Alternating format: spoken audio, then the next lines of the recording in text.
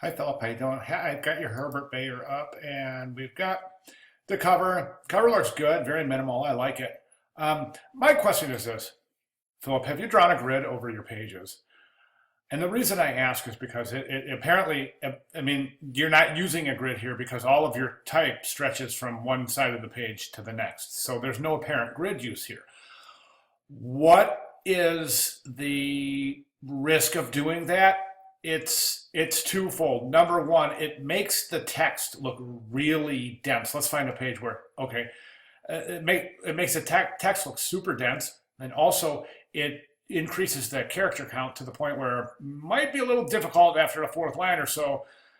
The eye's going to get really tired going from here back here. It's just too long. That the optimal character count, specifically in modernism, is 49 to 65 characters.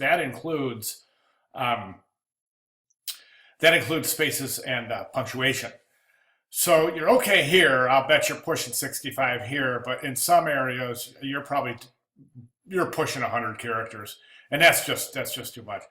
The next thing I'd like to mention is the actual PDF itself. As you can see, I'm not real sure how you set up your PDF. It looks like you set it up basically in spreads instead of having the first page as the cover. So I don't know if you saw the announcement over here. Let's go ahead and open that guy up. But I just want to show you in case you haven't seen it. I hope you have. I sent out an email, but it's this announcement here. Um, okay, come on. This right here, how to set up your booklet for printing. I recommend you set it up like this because there's going to come a point in time where you're going to want to print this to take pictures of it for your portfolio. And here, over here, I have shown you how to set this up in InDesign as well. Okay, there's not as many pages as I figured you could fill in the blanks, so we just left it like that. Okay, so take a look at that. Now, the way that you're set up here is that you've got your front cover and your inside page, so your spreads are off, and there's no page numbers. But if there were, we would see that they are off too. So as we can see, looking through here, this is especially what I'm talking about. Look at how long. I mean, I'm going to tell you something right now. Your viewer is going to look at this and they're going to look away because it's not in an inviting paragraph. It's just too much text with no breaks, with no, you know what I'm saying? Where did that go? No breaks, no real resting place. So my recommendation is to really try to use a grid so you can break up this text and maybe make a little bit more of an interesting layout. Let me Command R this so we can bring up, and it looks like you are at 8.5 by 11, like a lot of your classmates took that example literally, that example in class, and actually made their booklets 8.5 by 11. I think that's too big. I think you'll be fine at an A6 page size, and it is actually a very close to the golden section, so it would be a very pleasing page size to work with. Let's take a look at some typographic inconsistencies. Okay, so you have this, looks pretty good. This page looks great. Okay, there's a widow right there. Okay, there's another widow here. Right here, you have some inconsistencies because you have, right here, you've got a space between your paragraphs as well as indents. Over here, you've got a space and no indents here in your paragraphs. Back here, here's an indent for your paragraph. Okay, so there's some inconsistencies there. Another widow, orphan. Okay, so the spreads themselves typographically, as I said, I think we really need to use a grid here. If you print one of these pages out, you're going to see that type is probably very large. I bet you're at 12 on this being an 8.5 by 11, maybe even bigger.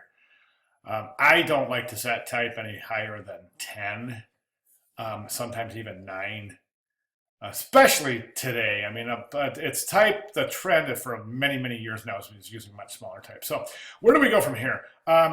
I'd like to see the cover as a separate spread. And this, your PDF is just set up wrong. I don't mean to, that sounds derogatory. I don't mean it like that. It's set up so that we're not seeing spreads. We should see the cover. Then this spread obviously is with that page. So that's what we need to see in the PDF. Okay. And basically your images, I think you're trying to say too much with image. Nothing wrong with using images, but these are very randomly placed. And don't use a whole page for an image, especially on a typographic project. And I've said this before to other students, but you're going to be sitting in front of an employer and they're going to say, or somebody's going to be reviewing your portfolio and say, this is for what class? And you're going to say, this is for a portfolio, for a typography class. And they're going to say, well, why are you using so many images? Why don't you show me Bauhaus in your own type instead of placing stuff like this? I'm saying that you can do a lot of this talking in your type images, absolutely. But I mean, think about all of the different techniques we've learned for bringing hierarchy and attention to different areas of the type. And then the last thing I want to say is I really think that you have this tendency to want to push. You're not using white space. It seems like you're apprehensive. You got white space right here, but that's only because of the story end, I'm gonna guess.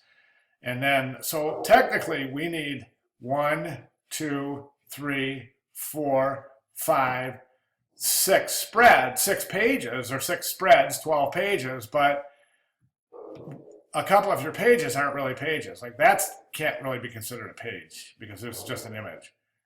And then there's no type on this, so we can't really consider that either. Do you know what I'm saying? But it's up to you. I mean, ultimately it's your work. So, okay, so that's where I'm at. If you have any questions or comments, please get with me and I'll see if I can clarify. All right, thanks very much. Thanks, Philip.